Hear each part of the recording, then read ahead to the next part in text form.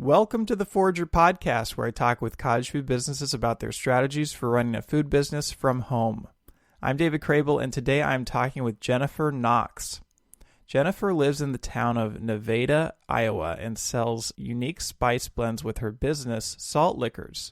Jennifer started this journey back in 2011, and after using her home kitchen for many years, she finally upgraded by building a commercial kitchen in her home so that she could sell in stores and ship nationwide. Jennifer is actually a published poet, and her love for creative writing really shines through in her business's brand messaging. Her brand is very bold and memorable and, shall we say, flavorful. It's definitely not boring, let's put it that way. And I certainly don't expect this interview to be boring either. So with that, welcome to the show, Jennifer. Nice to have you here. Thank you, David, for having me. I'm very excited to talk to you today. Well, I'm excited to have you here. Now, Jennifer, can you take us all the way back to 2011 when you got this started? I know you started it in New York, in Brooklyn. Can you share with us what that journey was like? I did, but I'm going to take you back even further to the time when I was in about third grade. I've always loved to cook, and we're from outside of Los Angeles, and we would go to Los Angeles and go to Chinese grocery stores and Asian food markets. And I fell in love instantly with the spices and the sauces, and it really did change my life. So I've always been a big spice nut. Fast forward to 2011, and I'm thinking about what to give friends as Christmas gifts. And there was this lovely little, horribly expensive shop on the corner from where I lived, and they had a blend with sea salt and juniper berries.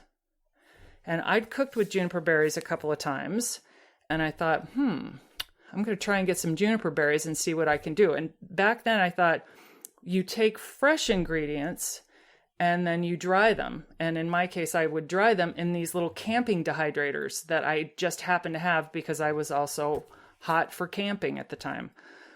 I didn't even think, you could buy these already dried. That didn't even enter the equation for me. I was drying celery, onions, carrots. One of our most popular blends now is called Peter Rabbit. And we dry the radishes for that because you cannot get, and if anyone out there knows where you can, please prove me wrong. You cannot get a high quality dried radish. So we dry our own, and we dry our own because I came up with this recipe when I was living in this tiny apartment.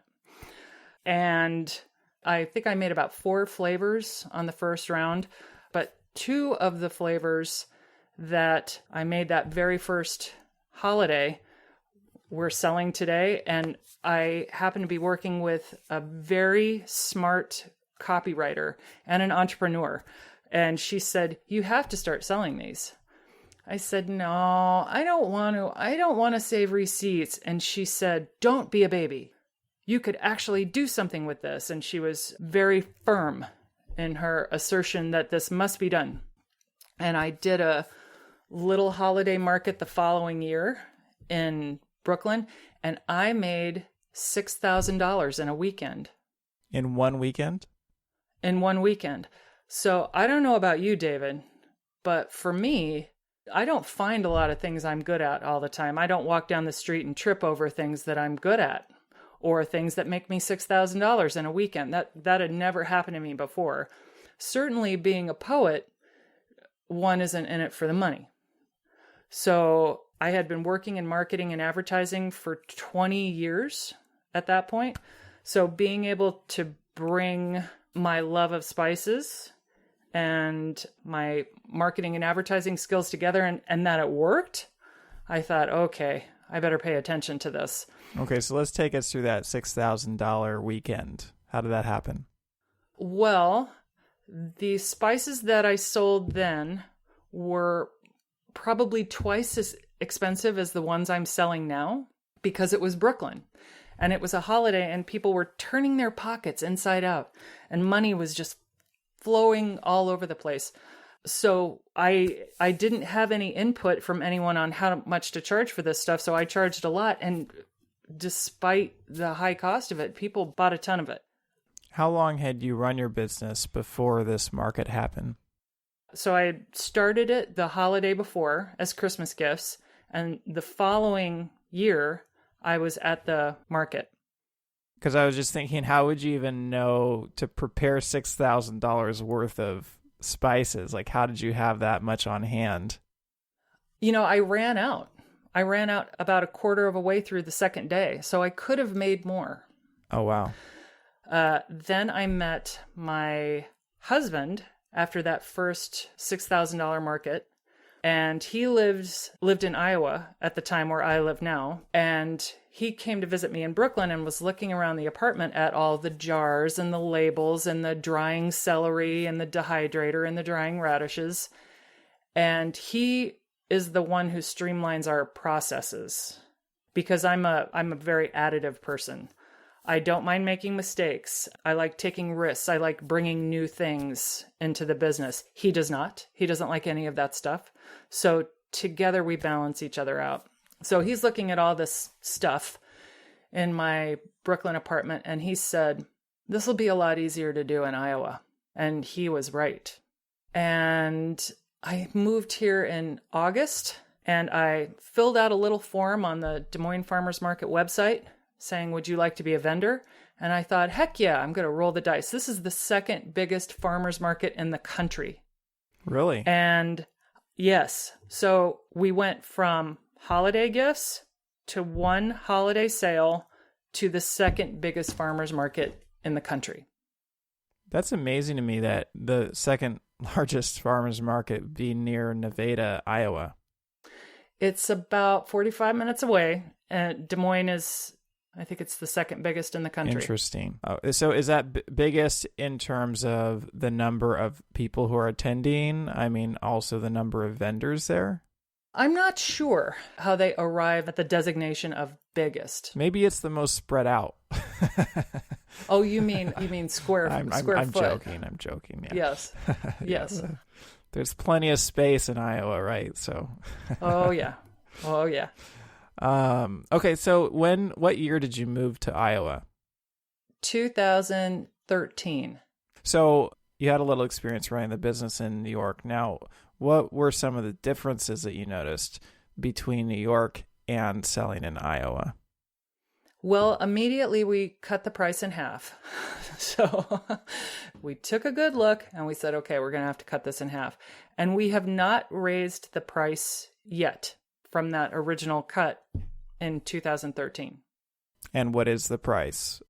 The price is we sell 4 ounces in a big, beautiful glass jar, which is the best way to keep the blends in glass. We sell that for $11. We sell one in plastic for $10, 4 ounces, and then 2 ounces for $8 in glass. Whenever we go to a farmer's market, we post on social media a secret word. And if you say the secret word, you get a discount, $1 off, let's say, or 3 jars for a deeper discount. Sometimes we'll do double discounts. On the weekend that is where Iowa State plays the University of Iowa, we do a 2-for-1 Herky Perky, which is for the University of Iowa, of which Colin and I are both graduates. Yet we live in the town that is closer to Iowa State University, and that's where I teach. So Iowa State University's mascot is Cy, who's a cardinal, and that's where we get Cy Salt.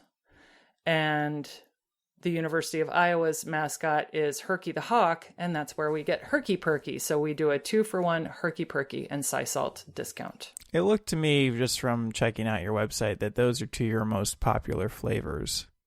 Yes, Cy Salt is our most popular flavor.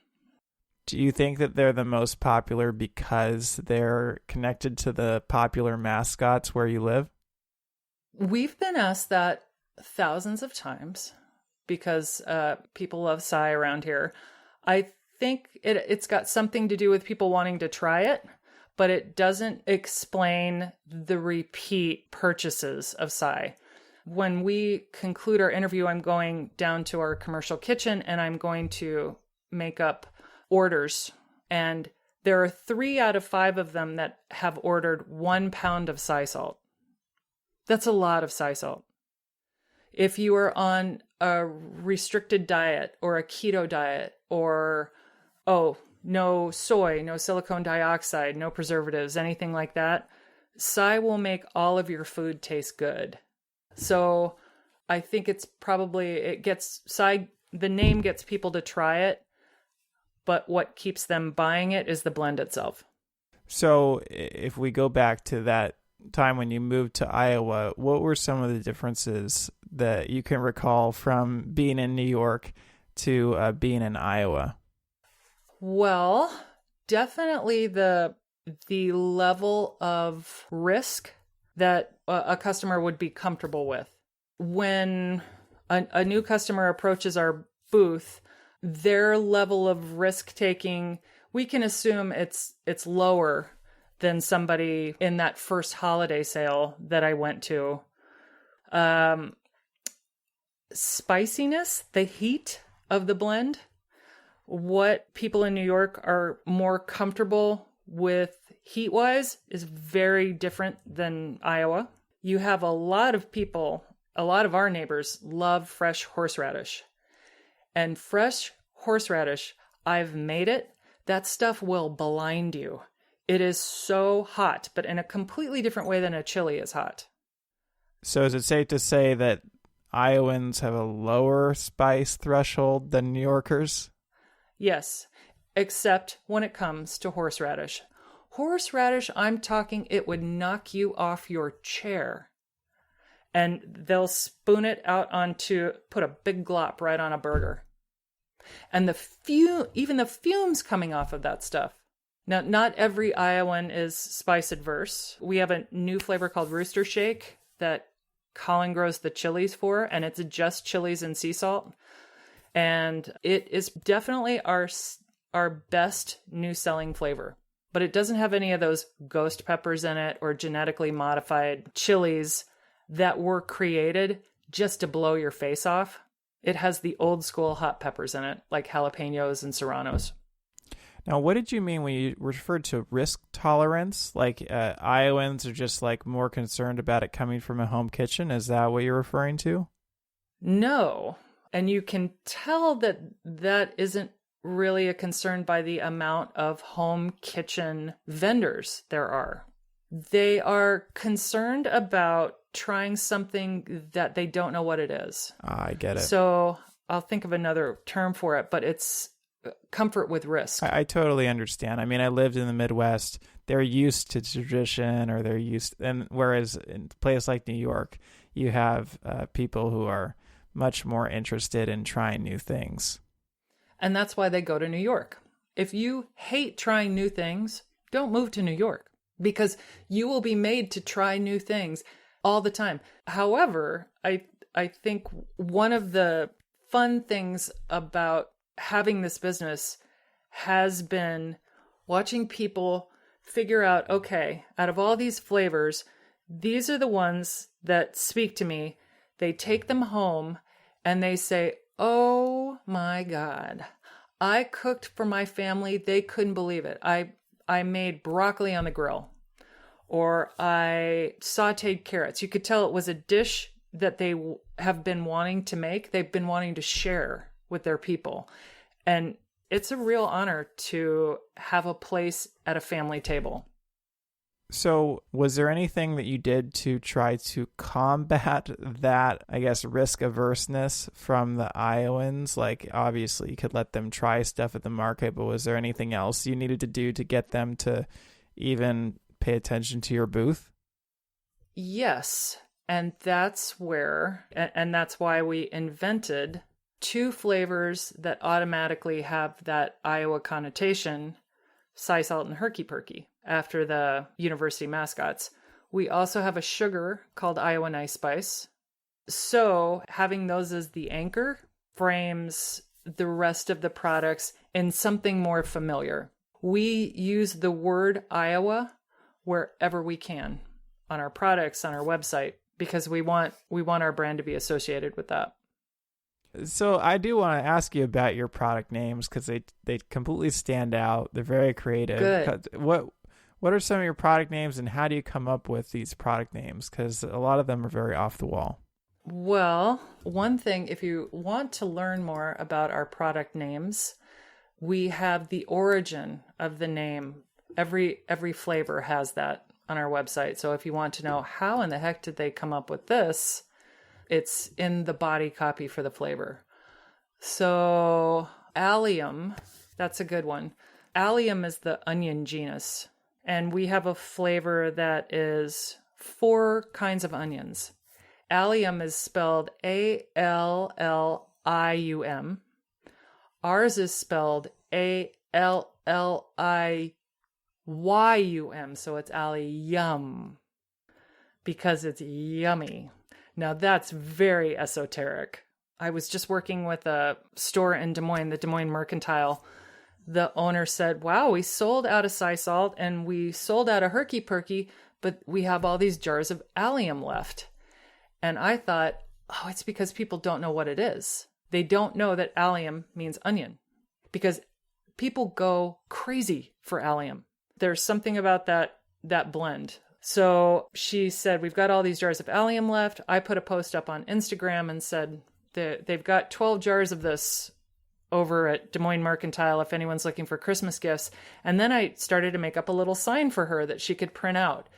And by the time I had emailed her the sign, the jars were sold out. So they remember the name, even though they don't know what it is at first. That Iowans have embraced allium, I think, is a real testament to the quality of our blends, if that makes sense, because this is not a word that people understand what it is. However, there's a huge food science program at Iowa State. So we have people strolling by the booth laughing at the pun of allium, which is real food science-y stuff. So what's it like when somebody new comes up to your booth? What's the experience like? You know, what do they typically try first, and what's their reaction? Well, we usually have a couple of samples out. The standard is sea salt crackers. So we toss oyster crackers with olive oil and sea salt, and you dry them off in an oven at about 250. We can make a lot of them. They keep your electrolytes up, so we can say, well, you got to keep your electrolytes up. This is a big market. So they try the staple, and then usually I've got something a little more risky, like an apple or a pear slice with Das Bigfoot on top, which is our German blend that has salt, mustard, caraway, anise, fennel, and I forget the other one. But it is like the Incredible Hulk of spices. It just so happens to taste great on sliced fruit, especially apples and pears. It also happens to be a great fall seasoning. So when the weather's getting colder, we can say, well, if you're buying apples, get a jar of Das Bigfoot. When the weather's getting hotter, we have different samples that go with the produce and the fruit around us. So we offer them a couple of spices.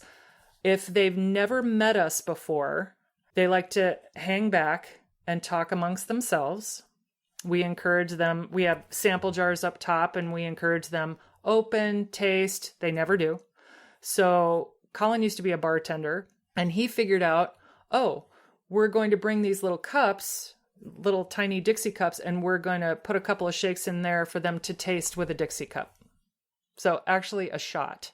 That's why our blends have to taste good out of the jar. Are you like a food connoisseur? Like, how do you come up with these blends, and how do you find blends that taste so good? They are almost all of our own recipes. I'm not a food snob, and I'm not really that interested in chefs. I liken what we do to a perfumier, someone who makes a perfume. It's a completely different skill set, I think, creating that balance. So my interest in a blend starts in, it's either the ingredient or the cuisine. Our new blend, Rooster Shake, I told Colin, you've got hundreds of pounds of dried chilies. Let's do something with this stuff. So that one started in ingredients. To find the ratio, we had to do a lot of experimentation. So I've played around with that salt a little bit, and just to find balance and get as much, if this makes any sense, spread a distance from the other ingredients. So I like a blend that touches way over here and way over here on the tongue, so that there's enough distance to keep it interesting. If you open up something like Lowry seasoning salt, you don't taste any one ingredient in that. It just sort of paves your tongue. And when you put it on your food, you taste the Lowry seasoning salt. You don't taste the chicken underneath or any of the individual ingredients in the blend. I like to do the opposite. I want them to come together in a way that's unique, which is ratio, and make people want to eat things that they wouldn't normally cook. Like a salad with great Iowa cheese and fresh pears. And you don't need any dressing at all. You just sprinkle the dust Bigfoot on top, maybe with a lemon. And they feel great when they accomplish something like that. That's the fun part too. What's the process of actually dehydrating these ingredients? Like for somebody who might be interested in starting to make their own spice blends, like what sort of equipment do you use? How labor intensive is it? You know, what's that like? It's very labor intensive because we're doing it wrong. Most spice companies they outsource this process. I would be surprised to learn that anybody else who does the amount of business that we do does not outsource. And we don't, because the times when we've tried to outsource, the sample blends that we get back are exactly like the ones you find in the grocery store. They use the cheapest ingredients possible, of course, and it all tastes like mud. All tastes like one thing. So one of our new flavors is a rhubarb sugar, and we call it the Queen of Tarts. So rhubarb is, I think, 97% water. So if we start with 40 pounds of rhubarb and we put it through, we have some enormous Cuisinarts. If we put that through the dicer in a Cuisinart, 40 pounds, we have 2 huge dehydrators. And in about 2 days, we can turn over 40 pounds. And what's left when we grind it is about 3 cups of rhubarb sugar, of rhubarb dust. Radishes. Now, if you're thinking there's got to be a better way to do this, I couldn't agree with you more. Radishes, we buy 80 pounds a week for about 3 months during the summer. 80 pounds of radishes, 20 pounds reduces to 3 cups of dust. So 80 pounds is 12 cups of dust. Mm-hmm. Now, for somebody who's starting at home and maybe isn't processing 80 pounds of radishes, what are the sorts of things that you started with in terms of equipment for dehydrating your produce? I had a Nesco 10 tray. Nesco is the cheapest, most ubiquitous dehydrator you could get. I had, I think, 2 of them. Do you remember about how much those cost? They are not expensive. They're about under $50. Oh, okay. Mm-hmm. And I was just wondering, just curious, like what the commercial equipment you have, what does that dehydrator cost? That's about $500. Oh, okay. So it's not super expensive. No. We've looked into freeze drying. Now that's expensive. Freeze drying versus air dehydrating. And the composition of the vegetable or the herb or whatever you're drying is very different than it would be with air dehydrating. But freeze drying is incredibly expensive. And if we were ever to do something like that, we would have to outsource it. Now, with radishes, you're not able to source them. You're not able to buy them from someone else. You have to process them. It's super, super duper labor intensive. And I think that's the primary ingredient in your Peter Rabbit blend. So is Peter Rabbit a lot more expensive than the other spices that you sell? They are all the same price. And if we were savvier at the business end of this, it wouldn't be. But we don't know how to turn it around at this point. And now it's just become something that we do. So does that lead me to believe that you might not be making any money on Peter Rabbit? We are still making money on Peter Rabbit. The profit margin just isn't as wide. And are you purchasing most of your ingredients, or are you processing most of your ingredients that go into your spice blends? We're purchasing probably 85%. The things that we process are rhubarb, radishes, leeks, ramps, herbs. For instance, we grow our own Thai basil for a flavor we make called Big Bangkok, because there is not enough Thai basil in all of Iowa to give us enough for some solid batches of Big Bangkok. Tarragon, we have a tarragon bush out in the garden that we call the Muppet. And the Muppet supplies us all the tarragon we need for our flavor called French Tickler, which is an homage to Herbes de Provence. I saw the French Tickler product name. Tell me about the story on that one. Okay. We get a lot of ideas from our customers, and I think that shows that they feel a certain ownership of the product. I don't know if you understand what I'm talking about when I say it is a joy to make something and people say, that's mine. And they want the brand to thrive. They want to share it with their friends. They want to share it with their family. So this wonderful couple from Ames came up several times to the booth and said, we tried Herbes de Provence on red meat and we couldn't believe how good it was. You should make an Herbes de Provence blend. And normally we don't make blends that already exist, but they intrigued me. So without even trying Herbes de Provence on red meat, we started to make our own. And I asked Colin, what should we call it? And he said, French Tickler. I said, come on, no way, we'll get arrested.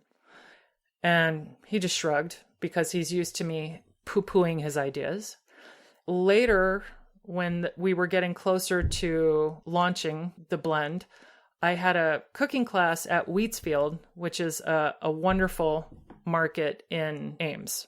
At the end of class, somebody raised their hand and said, do you have any new flavors you're working on? And I said, yes, actually we do. It's a Herbe de Provence blend. And they were all drinking beer, so it seemed like a casual atmosphere. And I said, but my husband wants to call it French Tickler. And I looked out to gauge the shock or horror or what is it exactly these people are feeling when I say that. And they were all smiles, just beaming. And I said, we can't call it that, can we? And he said, not only can you call it French Tickler, you must call it French Tickler. And it was like a scene out of Lord of the Rings. And I went home that night and I told Colin, we're calling it French Tickler. You're referring to how much ownership people have over your products. And I had noticed that just from kind of browsing your Facebook page. And I was realizing that you are fairly unique in terms of the cottage food businesses that I see. And I know you're not a cottage food business anymore because you're using the commercial kitchen, but just these smaller home businesses, you have so many diehard fans. Like you have fans for life. And yep. I wanted to ask you about that because that's not something I typically see with a food business where, you know, competition, you can go to someone else to get a cake or something like that. Yep, you bet. First of all, we really pride ourselves in service. This happened a couple of months ago. Somebody emailed me and said, we're doing a popcorn party tonight. Can I get this, this, and this? And you leave it in your mailbox? And I said, sure. And we have weights in our mailbox so people can put a check down on the bottom of it and put a weight on top of it. So they come over at 9:00 at night for a jar of Herky Perky. They give us hell if I've, let's say, got the market schedule wrong, and then I send out an apology. I always tell them, send us pictures of what you're cooking. We have chefs who are customers, real gourmet people. They make magnificent dishes, and they send us the pictures alongside of somebody who says, I put this on my oatmeal today at work. And everyone said, wow, that smells like really good oatmeal. So both of those things to me are equally valuable. And I don't know if that accounts for the level of customer loyalty. I think also it's the lack of stuff in our blends that don't need to be there. Yeah, can you talk a little bit about that? Because I think you don't have any MSG and stuff you would often find in other spices. What's the difference between the store-bought spices and your spices? Well, the store-bought spices will live and thrive on those shelves long after a nuclear apocalypse because they've got so much stuff in them. They're usually they're about 80% very cheap garlic and onions. If any blend you're buying has garlic and onions in it, it is going to be mostly that. And then there are the preservatives that fill up the rest of the space. We buy whole dried spices whenever we can. So we don't buy a bag of ground oregano. We buy a bag of dried oregano. And then we crush it or grind it. And that makes a huge difference in the flavor that you get out of it. And we don't put any preservatives in it because we're not a lab. We would have to get Breaking Bad suits and a whole hazmat lab of equipment if we were going to use the chemicals that are in most spice blends, if we were going to handle those. And so do your spices not last as long as store-bought because of the lack of preservatives? Most of them do. The sea salt, for example, lasts as long as any commercial spice blend. And here's why. Salt is a great preservative, and anywhere that salt is, air and water cannot go. So our very top heavy salt blends will last as long as any commercial blend. Under the fluorescent lights in a store, it may change colors. That happens to allium a lot. There are some of our blends, such as Peter Rabbit with the dried radishes in them. I don't know if you knew this, David, but radishes are the zombie reanimator of the vegetable kingdom. If I dried a slice of radish for 24 hours and I took it out in a humid garage, it would reanimate itself. So once you open that jar, it is pulling moisture out of the air and trying to reanimate itself. So if you leave a jar of Peter Rabbit open for, say, 6 months, it will be a different color and it will be skunky. Some of them you could keep in the refrigerator or the freezer, and that stops that process even when you open it. And are most of your blends based on salt? Like, what are some of your spice blends just spices, or do they all have salt? We have salt blends and salt-based blends, and we have sugar-based blends. We also make salt-free versions of all of our spices by the pound. So we don't have any that are pure spice. I'd imagine that those are more expensive to make. Oh, the salt-free ones? Mm-hmm. Absolutely. They're the same price? No, we got it on this one. Well, we're talking about the customer loyalty, and your business is particularly good for email marketing, because I feel like email marketing is like the marketing tool for loyal customers. And I notice that you do email marketing a lot. Can you talk a little bit about your newsletter and what you've learned about email marketing over time? Sure. We have grown our email list to about 800 people. And I'd say 95% of those are people who sign the little sheet at the farmer's market. We keep a list out. We don't do it as much as I would like to. If Colin and I do everything for the business. So if I decide, okay, it's time to put out a newsletter, that means about 2 days for me. Well, you put a lot into your newsletter. We do? I feel like, yeah, your newsletter, I read a few of them and they're very detailed. Cool. Oh, great. Thanks. I don't know. Most of the emails I get are just quick emails. I mean, you have it looks like an actual newspaper. Wow.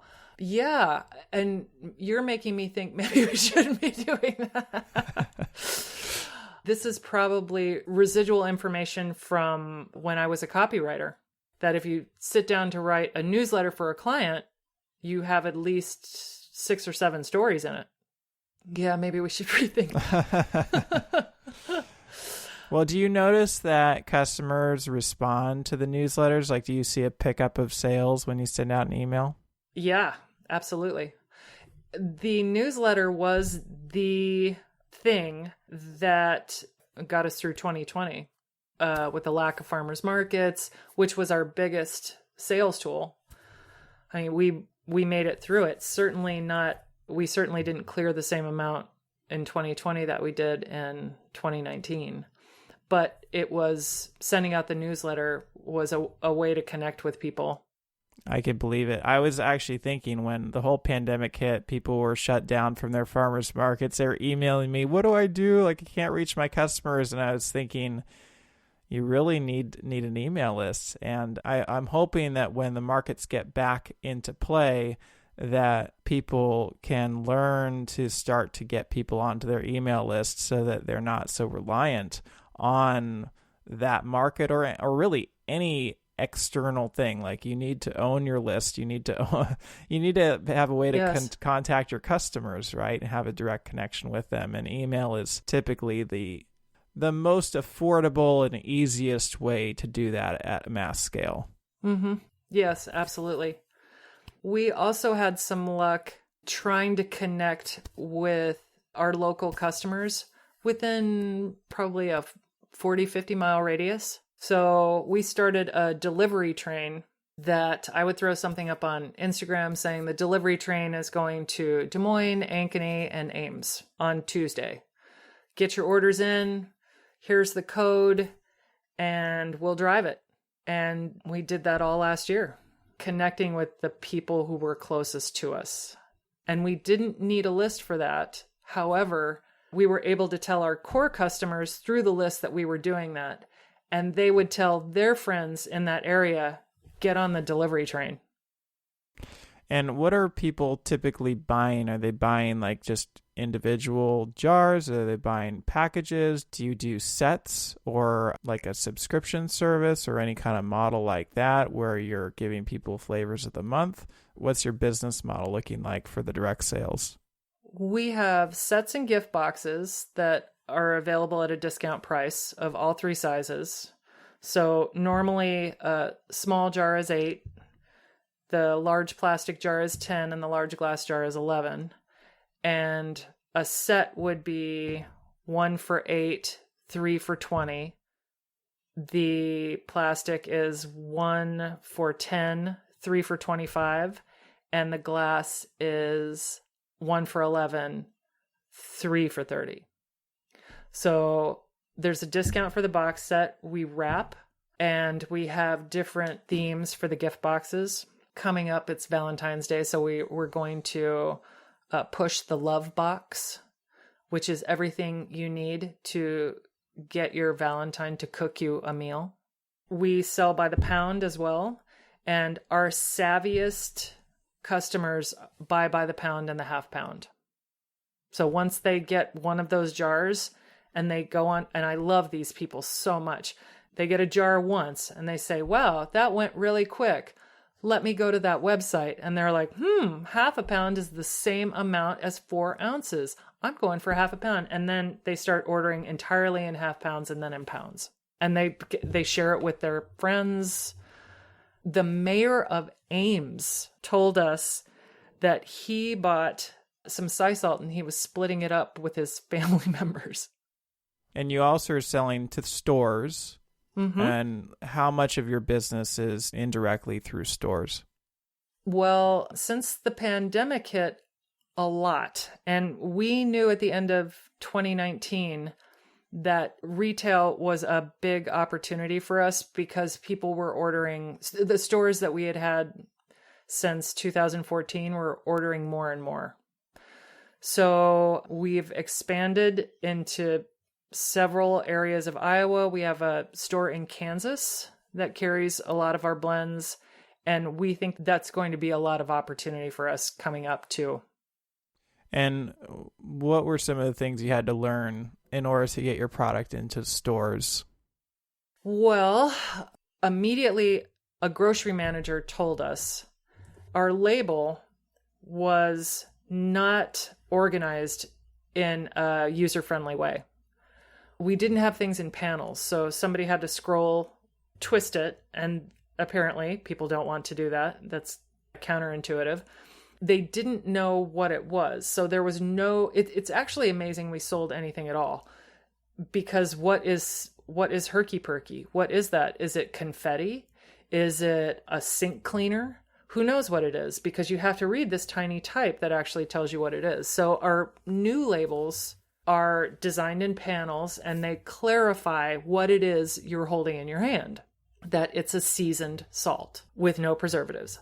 So I think the feedback that the stores give us, we should be looking to them more and asking them more questions about what we can do, because they know. They know before we do. They know before the customers do, because they deal with so much product.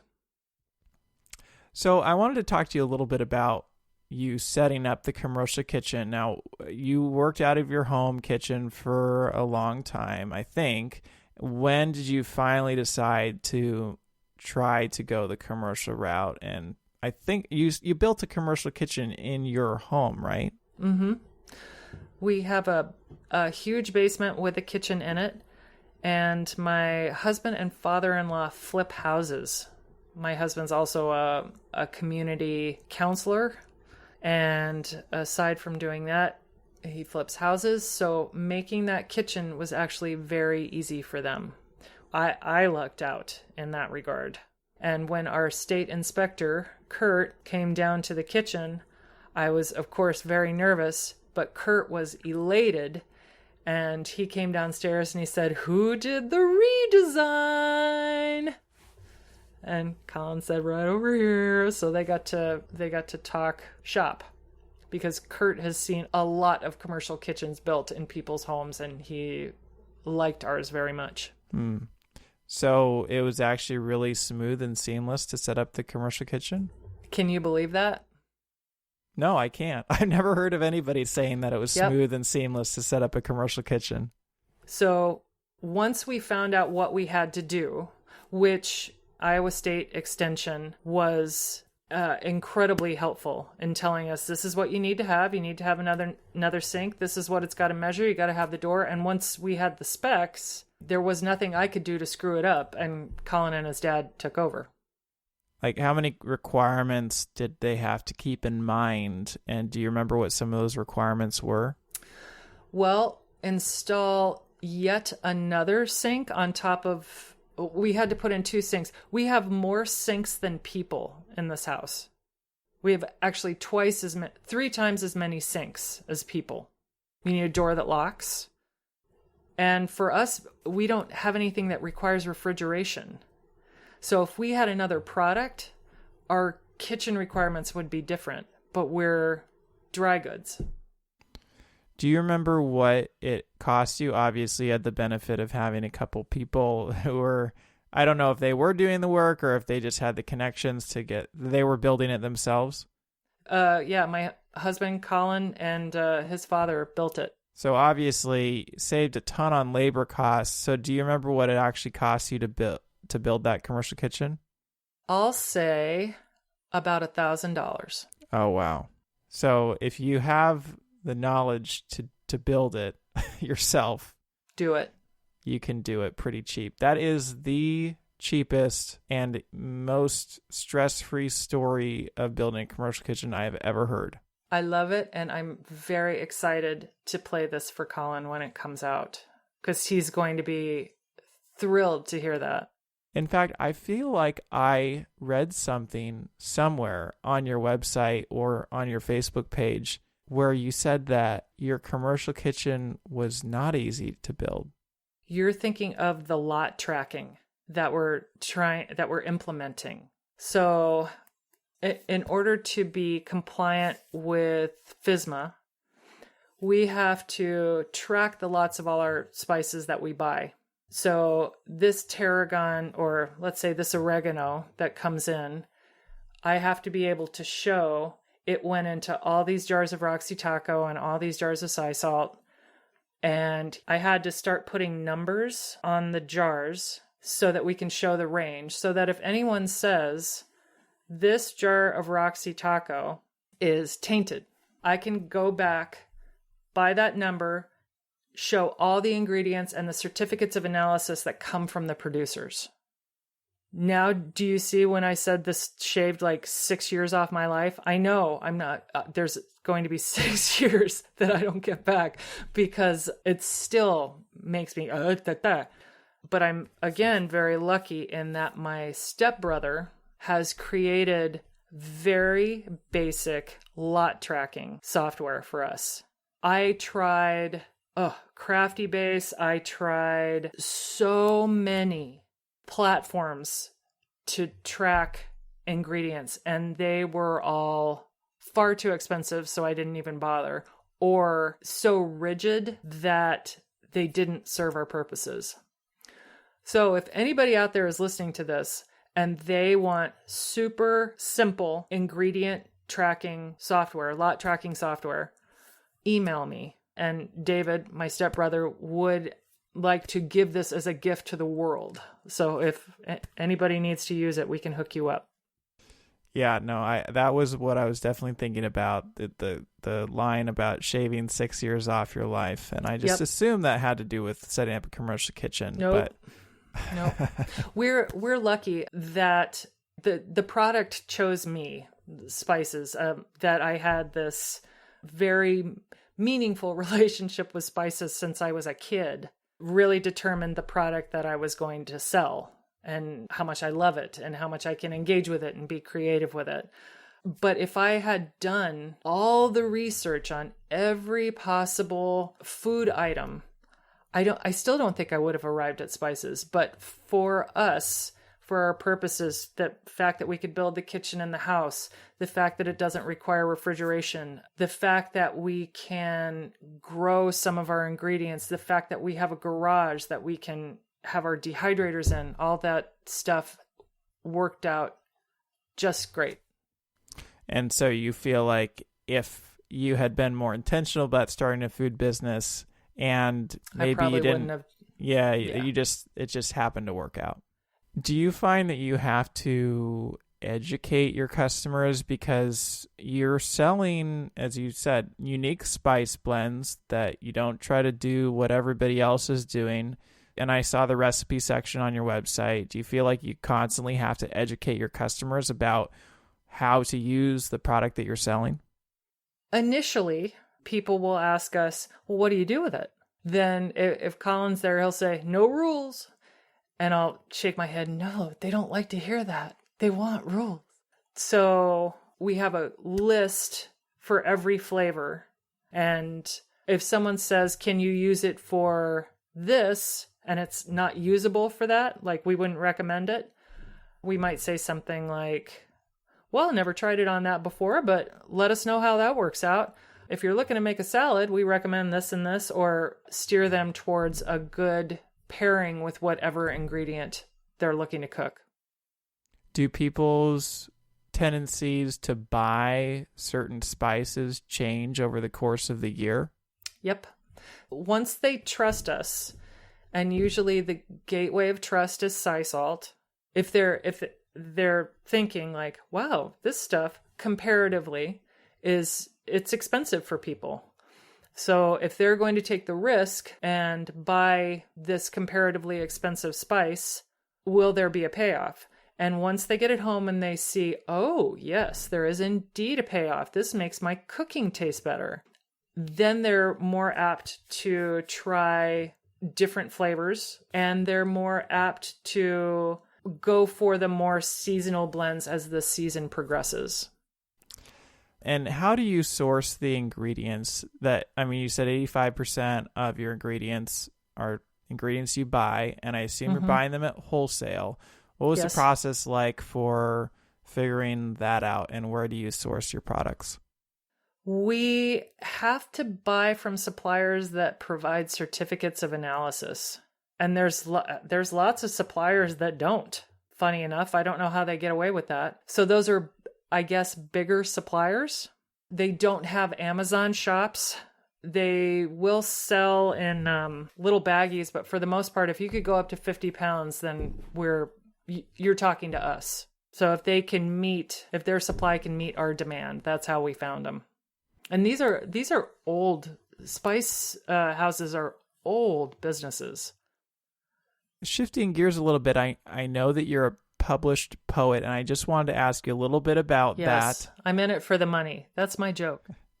What can you share a little bit about what your background is in poetry and maybe how it ties into the business, if it ties in at all? Well, my 6th book has just come out on Copper Canyon Press. I started off writing poems and performing in slams when I was about 18. So this was all pre-jobs. And I graduated with an English degree from the University of Iowa. And I don't think I knew the degree to which a love of poetry made you unemployable, but I learned it very quickly that, don't put this on a resume. People aren't going to want to talk to you. And I was okay with that. So right from the start, I kept those things separate. There are many of our customers who know about that. Some will talk to me about it. Some do not want to talk to me about it. I think they're afraid I'm going to flick poetry at them or something, or smear a poem on them. I fell in love with poetry because I love writing and I love language and I love the effect that it has on people. And I have always loved marketing and advertising. Even when I was a little kid, I didn't want to watch TV. I wanted to watch commercials. And that inspired me to look for work in the marketing and advertising fields, which I maintain has improved my poetry a lot. If you can get somebody to read to the end, which is the goal of marketing and advertising, then you've done your job. I personally, when I was reading through your website, your newsletter, your Facebook page, it was very compelling to me. All the writing was compelling and in a very unique way, and I can't really place my finger on it because most of the marketing that I see is very in your face. Yes. And your writing style isn't really in your face. It's subtle, but it still was very compelling to me. And I don't know how long you spend crafting words, but I definitely wanted to read until the end. Awesome. Well, I just would like to know what your vision is for this business. Where would you like to take it in the future? Well, in typical me form, I would like to branch out with new products. I would love to make freeze-dried camping food. I'm getting very interested in sodas, mixers, tonic waters, shrubs. So I think of new opportunities. Or Tones, which is an Iowa spice company, could come in and buy us out. So you're more interested in expanding into new opportunities and trying new things. You're not so, or selling your business. You're not so interested in trying to get into more stores and ramp up production and get into a bigger commercial space and that kind of thing. We're definitely going to be in more stores. It is that ramping up production angle, outsourcing, all of those things feel they're just not the reason why either one of us want to do this, though it is the natural progression. So I'd be happy to talk to somebody, it just hasn't dazzled us in the past, the results that we've gotten. Well, if you are running this business and making decent money from it and are happy where you are, I don't think there's anything wrong with keeping it where it is. Thank you, David. That makes me feel good. I mean, there's no real reason for you to grow if you don't have to. Oh, isn't everyone supposed to grow? Aren't we? Isn't it natural? Well, they do say you're either growing or you're dying. You're doing one of two things. But if the business, is sustainable, and I know that you it's a side business, right? It's not your full-time thing. Yes, we both have two side hustles. We are people made of side hustles, both my husband and I. We both have full-time jobs. I'm a writer, and that's probably my biggest priority. And then Saltlickers, which is fun. So how much time does Saltlickers take you? 180 hours a week. It depends on the season. Christmas, a lot. I could be in the kitchen for 12 hours a day. And then Colin comes home at night, and he'll help me until midnight. That's in addition to a full-time job? Full-time job. Yeah. Yeah. Well, thank you very much for jumping on the show. And if people want to reach out, where can they find you? They can find me at salt-lickers.com. The dash is very important. And we found that out, like we find everything out, the hard way. Or they can email me at hihosaltlickers@gmail.com. All right, perfect. Well, thank you very much, Jennifer, for jumping on the show today. Thank you, David. This was fun. That wraps up another episode of the Forager Podcast. What most stands out to me is how Jennifer has managed to combine a strong brand with a high-quality product, resulting in a customer base of raving fans that return again and again. For more information about this episode, go to forager.com/podcast/27.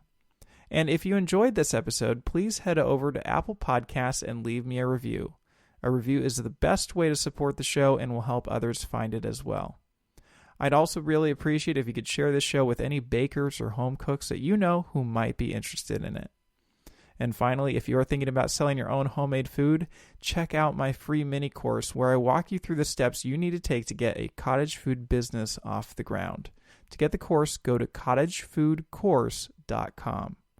Thanks for listening, and I'll see you in the next episode.